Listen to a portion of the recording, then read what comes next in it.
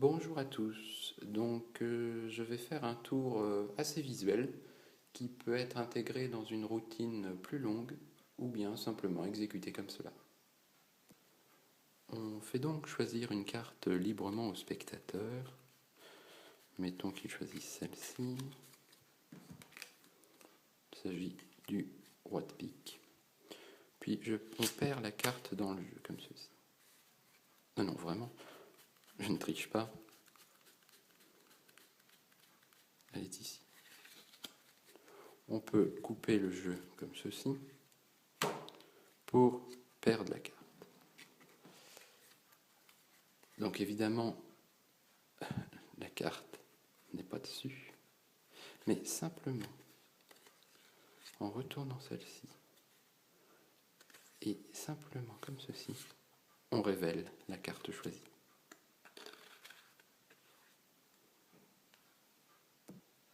Alors pour l'explication, on va donc reprendre la même carte que dans le tour, à savoir le roi de pique et le paquet. Donc on a fait choisir une carte et on pose simplement cette carte sur le dessus du paquet, tout simplement. Ensuite, on pèle la carte, c'est-à-dire que l'on maintient simplement cette carte avec le pouce, puis l'on récupère un paquet en dessous, comme ceci, et on fait tomber cette carte dessus et on remet le paquet dessus, ce qui fait que la carte se retrouve dans le milieu du jeu.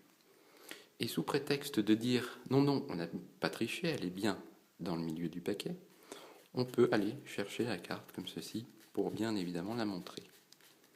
Donc elle est bien ici. Et en fait, le mouvement de dire on va chercher la carte permet de tricher, puisque l'on va en fait, quand on montre la carte, on garde une carte face en bas sur la carte choisie, et dans le mouvement de ramener toutes les cartes dessus, on va garder ce que l'on appelle une brisure en français ou un break avec le petit doigt.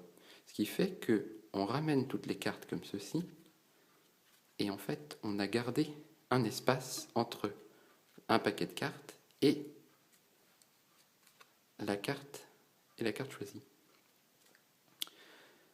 Donc on est comme ceci. Ensuite, on peut couper le paquet pour dire que l'on va vraiment perdre la carte. Donc on récupère cet espace ici avec la pulpe du pouce, comme ceci, en maintenant bien évidemment le paquet ici avec le doigt. On prend un paquet de cartes, peu importe, on ramène le paquet dessus, puis on termine de couper où on avait notre break ou notre brisure. On pose le paquet sur la table et on ramène celui-ci dessus. De cette façon, on a ramené une carte face en bas et la carte choisie sur le dessus du jeu. Donc on est comme ceci. Ensuite, on dit bien évidemment la carte est quelque part dans le jeu, elle n'est donc pas sur le dessus. Et ça permet de dire, on va vérifier qu'elle n'est pas sur le dessus. Et dans le mouvement de vérifier qu'elle n'est pas sur le dessus, en fait, on va récupérer les deux cartes sur le dessus, c'est-à-dire la carte face en bas et la carte choisie, comme ceci. Et tout ça dans le mouvement d'étaler les cartes, pour que tout ça paraisse naturel. Ce qui fait qu'au lieu d'en avoir une ici, on a bien évidemment la carte, comme ceci. Donc on dit, oh non, non, elle n'est pas sur le dessus. Et on cède, on pousse une carte, peu importe, de la première carte. Et avec les deux cartes, on cède comme d'une pelle, comme ceci, et on retourne la carte. Maintenant, le plus dur est fait.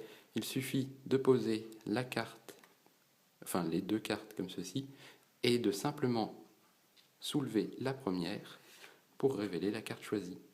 Ensuite, on se débarrasse de celle-ci en l'intégrant dans le paquet où l'on souhaite. Et voilà.